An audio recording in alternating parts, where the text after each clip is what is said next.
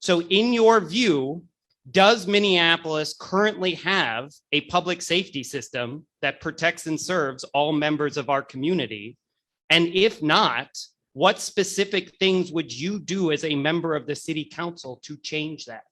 And we'll give candidates at least 2 minutes each if they want to jump in. So who wants to go first? Council member? Thanks very much. So we do not currently have a system that protects everybody in our city. And we know that we don't have that. We've done extensive community engagement when we were planning the mental health program that we're rolling out. We actually asked people, do you call 911 when you see someone experiencing a mental health emergency? And a huge percentage, close to a majority, said, no, I don't, because I'm worried that police are going to escalate if 911 sends police. And so we know that in many communities across our city, we are not producing a sense of safety for them. And we owe it to everybody that when they call 911, they get a fast response, they get an effective response, and they get a response that makes them feel safe, that makes them feel like it's going to make things better that they called. So we are not currently doing that.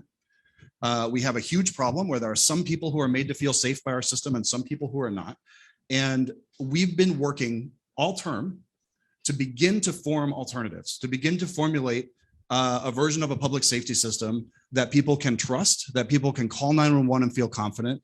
And so we started the 911 work group and we launched the Office of Violence Prevention to really figure out how can we do more community engagement and how can we do more intentional outreach, proactive non-police outreach, and non-police response to issues where we can produce a better outcome by sending someone other than police. And as we've begun to roll those things out, we've started to actually see some tangible benefits from that. We've also seen that we're going to need to create some new structures in order to really get to the next level with this and to get to a level of deeper collaboration where everybody's really working together to focus on what's the public safety outcome.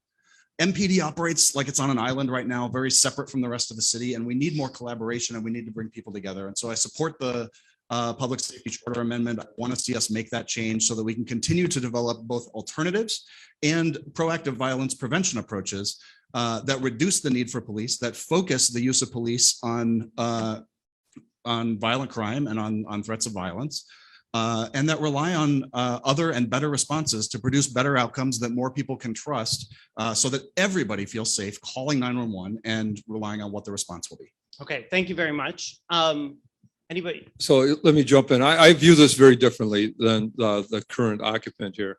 So I think the charter amendment, because this is really what the question is all about, is just all smoke and mirrors. So the city council got up and to abolish the police department on Powderhorn Park.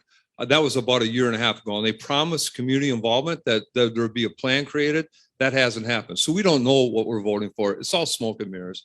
And, you know, ask the 4 children who've been shot in North Minneapolis about public safety for all. The common sense reform here is to work with Chief Arredondo to continue the reforms he has instituted, and he has instituted many. We need to have more diverse hiring practices in our community.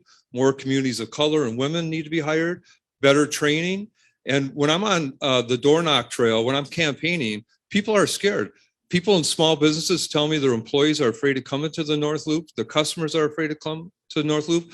We have to admit we have a crisis in crime here before we can do anything else. The current council has had 3 years, 3.5 years to do it. They haven't done it. It's time for a change.